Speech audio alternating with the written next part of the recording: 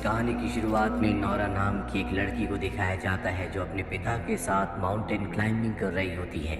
ऊपर चोटी में पहुंचने के बाद उसके पिता उसे सामने पहाड़ दिखाते हैं और कहते हैं कि आज भी हमारी दुनिया में ट्रॉल्स हैं जो अपने आप को दुनिया से इंसानों से छुपा कर रखते हैं। नौरा के पिता ने उसे कुछ वक्त पहले एक कहानी सुनाई थी जिसमें उन्होंने 13 ट्रॉल्स के बारे में बताया था जो एक पार्टी में गए थे जहां पर उन्होंने बहुत ज़्यादा नशा कर लिया था, जिसके बाद वो सूरज की रोशनी में आ गए जिसकी वजह से वो पत्थर के बन गए।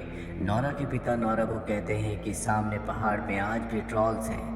नौरा उनकी बात पर विश्वास नहीं करती और उसके पिता कहते हैं कि तुम्हें अपनी मन की आंखों से देखना चाहिए। और जब वो अपने मन की आंखों से ध्यान लगाती है तो उसे सामने पहाड़ पर हलचल दिखती है जिससे वो घबरा जाती है। दरअसल ट्रॉल्स के बारे में पौराणिक किताबों में लिखा हुआ है जिन पर अब इंसान विश्वास नहीं करते।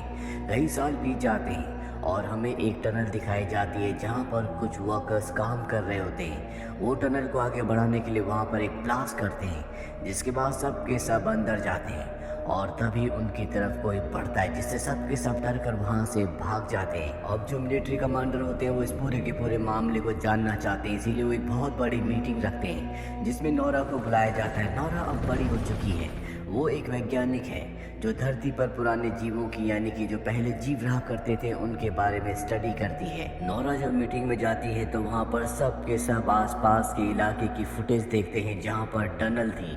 सबको ऐसा लगता है कि ये सब तूफान की वजह से हुआ था, पर नौरा कहती है कि मुझे यहाँ पर किसी के पैरों के निशान दिख रहे हैं जो हेलीकॉप्टर से शूट करने के बाद दिख रहे होते हैं क्योंकि वो बहुत बड़े होते हैं। नौरा की इस बात पर सब उस पर हंसते हैं। तभी वहाँ पर एक लड़की आती है और सबको बताती है कि टनल के अंदर से एक और नए वीडियो फुटेज को भेजा गया है। और जब सब उस वीडियो फुटेज को देखते हैं तो हैरान हो जाते हैं क्योंकि उसमें ये एक बहुत बड़े क्रीचर को देखते हैं। वही नदी के पास हमें एक बूढ़े कपल को दिखाया जाता है जो दोनों के दोनों डाइनिंग टेबल पर होते हैं। बाहर उनका डॉग होता है जो जोर जोर से भौंक रहा होता है और अगले पल उनका घर हिलना शुरू हो जाता है। दोनों के दोनों डर जाते हैं, अपनी जान बचाने के लिए नीचे तहखाने में चले जाते हैं, जिसके बाद कुछ पलों के लिए इनके घर पर बहुत तेज हलचल होती है। और जब हलचल खत्म हो जाती है तो ये तहखाने का ढक्कन खोलते हैं। ये देखते हैं कि इनका घर किसी ने तोड़ दिया। इस केस को स्टडी करने के लिए नौरा और उसके साथी जिसका नाम एंड्रियास है उन दोनों को यहाँ पर भेजा जाता है। यहाँ उनकी मुलाकात कैप्टन से होती है और बताता है कि नदी पार करके कोई बहुत बड़ी चीज़ आई और उस बड़ी चीज़ ने इनके घर को तोड़ दिया। वहाँ पर बहुत बड़े बड़े पैरों के निशान भी होते हैं जो आगे 3 किलोमीटर तक हैं। और हैरानी की बात ये होती है कि 3 किलोमीटर के बाद वो पैरों के निशान अचानक से गायब हो गए।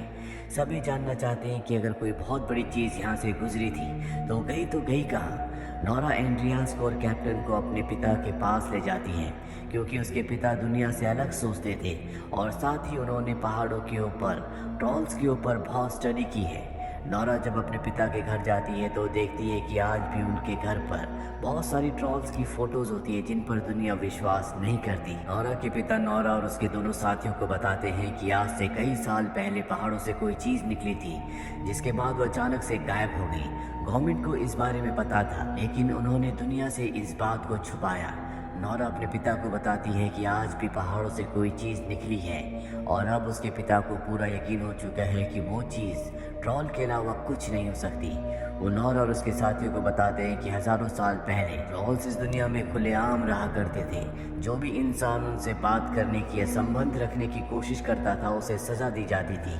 और अब नौरा अपने पिता एंड्रियास और कैप्टन के साथ उस जगह पहुंच जाती है जहां पर पैरों के निशान थे। यहाँ पर नौरा के पिता पहाड़ों को पत्थरों को बहुत ध्यान से देख रहे होते हैं जिस पर एंड्रियास और कैप्टन उसके पिता को पागल समझते हैं। दरअसल पूरी दुनिया उसके पिता को पागल ही समझती है क्योंकि वो ट्रॉल्स की बातें करते हैं जो दुनिया के लिए एक कहानी है। नौरा भी अपने पिता की बातों पर विश्वास नहीं करती।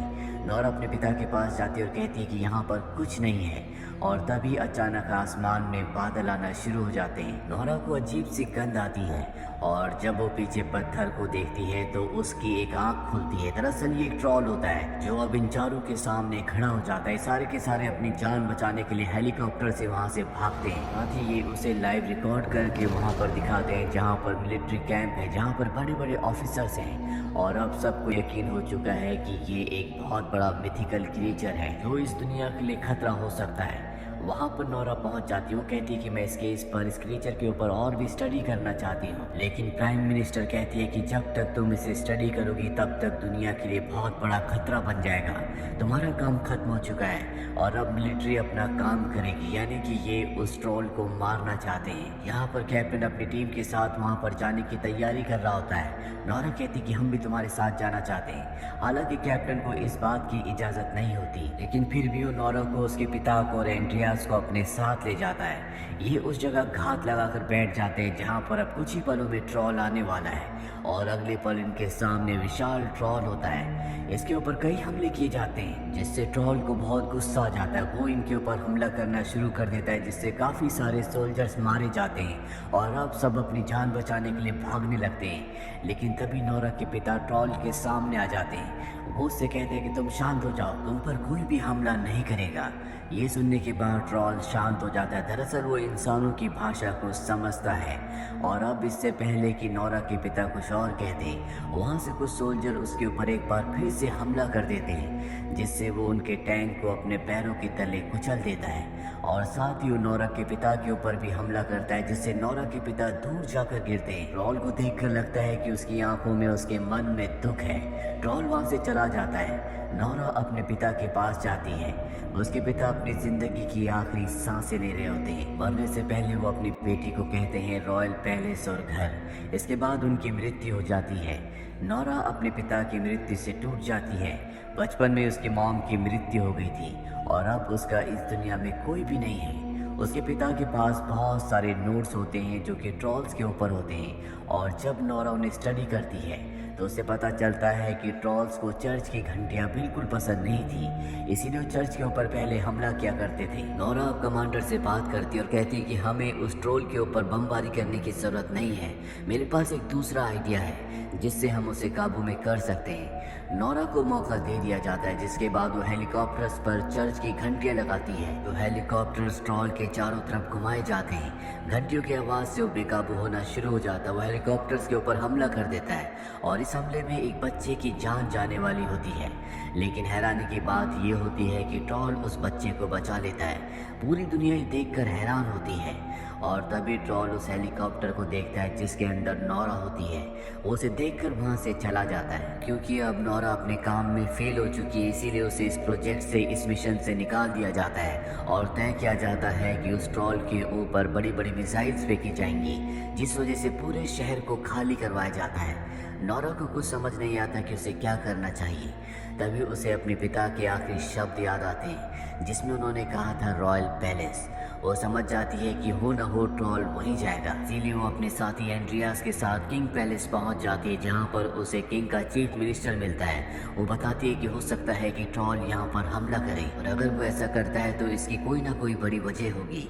चीफ मिनिस्टर बताता है कि पौराणिक किताबों में लिखा हुआ है कि अगर किसी राजा का घर दूसरे राजा के घर के ऊपर बनाया जाए तो बहुत शुभ होता है। और यहाँ पर, जहाँ पर किंग पैलेस है, पहले यहाँ पर ट्रॉल्स का घर हुआ करता था जो इन पहाड़ों के राजा थे, लेकिन यहाँ के राजा ने उन सब को मरवा दिया ताकि उनके घर पर अपने महल को बनाया जा सके।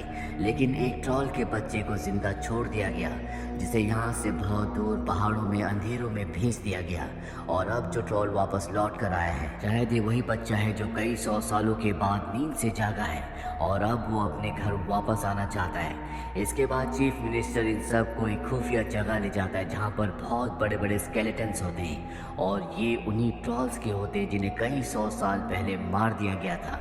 यानी कि जो रॉयल फैमिली थी, उन्हें इन ट्रॉल्स की सच्चाई के बारे में पता था, लेकिन हमेशा उनकी सच्चाई को दुनिया से छुपा कर रखा गया। अब नोरा यहाँ पर एक कंकाल के ऊपर, एक हड्डी के ऊपर यूं ही टॉर्च की रोशनी डालती है और तभी वो हिस्सा पत्थर का बन जाता है। उसे बचपन की वो कहानी याद आती है जो उसके पिता ने सुनाई थी, जिसमें 13 ट्रॉल्स थे जो सूरज की रोशनी में बाहर आ गए थे, जिसके बाद वो पत्थर के बन गए। अब उसे पता है कि ट्रॉल को कैसे हराना है, इसीलिए कैप्टन को कॉल करती है और बताती है कि मुझे पता चल चुका है कि हम ट्रॉल को कैसे हरा सकते हैं। हमें एक बहुत बड़े यूवी लाइट के सिस्टम का अरेंजमेंट करना होगा, साथ ही ट्रॉल को खुले में लाना होगा। दरअसल कोई भी नहीं चाहता कि मिसाइल्स का इस्तेमाल किया जाए क्योंकि इससे बहुत बड़ी तबाही होगी। नोरा ट्रॉल को अपनी तरफ अट्रैक्ट करने के लिए अपने साथियों के साथ गाड़ी में एक ट्रॉल के स्केलेटन को बांध देती है, जिससे ट्रॉल अट्रैक्ट होकर उनकी गाड़ी का पीछा करने लगता है। लेकिन जब वो अपनी गाड़ी को रोकती है तो वो स्केलेटन नीचे गिर जाता है, जिसे ट्रॉल उठाता है और उसे देखकर वो बहुत ज़्यादा इमोशनल हो जाता है क्योंकि ट्रॉल का इस दुनिया में कोई भी नहीं बचा। तभी उसके हाथ से वो स्केलेटन गिर जाता है, जिससे वो चकनाचूर हो जाता है। ट्रॉल को अब गुस्सा आ चुका है, वो नोरा की गाड़ी का पीछा करने लगता है। नोरा भी अपनी जान बचाने के लिए तेजी से गाड़ी को चलाती है। वहीं अब वो पल भी आ चुका है जब ट्रॉल के ऊपर मिसाइल से हमला करना है। नोरा का जो साथी एंड्रियास है, उसकी दोस्त उसी डिपार्टमेंट में है जहां से मिसाइल्स को लॉन्च किया जाना है और वो अपनी दोस्त से कहता है कि तुम्हें पूरे सिस्टम को हैक करके जैम करना होगा।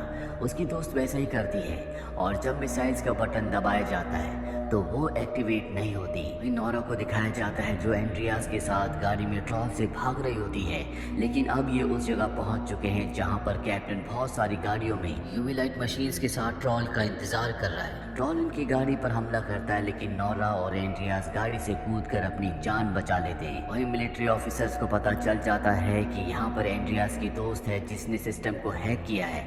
वो एक बार फिर से सिस्टम को ऑन करके मिसाइल्स को छोड़ देते हैं, पर जब कमांडर को पता चलता है कि ट्रॉल के आसपास बहुत सारे सोल्जर्स भी हैं तो वो उन्हें एक बार फिर से रोक लेते हैं। वहीं नोरा कैप्टन एंड्रियास और अपने सभी सोल्जर्स के साथ मिलकर उन मशीन से जिनसे यूवी लाइट्स यानी कि अल्ट्रा वायलेट रेजेस निकलती हैं, उन रेस को उसके ऊपर फेंकना शुरू कर देते हैं, जिससे ट्रॉल पत्थर का बनना शुरू हो जाता है। उसे बहुत दर्द हो रहा होता है, दर्द से वो चिल्ला रहा होता है और तब नोरा को एहसास होता है कि ट्रॉल के साथ जो कुछ हो रहा है वो सब गलत है। जिस कुदरत ने इंसान को बनाया था उसी कुदरत ने इन ट्रॉल्स को बनाया था। ट्रॉल्स को इंसानों ने ख़त्म कर दिया जबकि वो इंसानों के लिए कभी खतरा नहीं थे। इसीलिए वो उन मशीन्स को ऑफ कर देती है जिनसे यूवी लाइट्स निकल रही होती है और खुद ट्रॉल के सामने खड़ी हो जाती है। उससे चिल्ला चिल्ला कर कहती है कि तुम यहाँ से चले जाओ, एक बार फिर से अंधेरों में कहीं गुम हो जाओ, नहीं तो इंसान तुम्हें मार देंगे।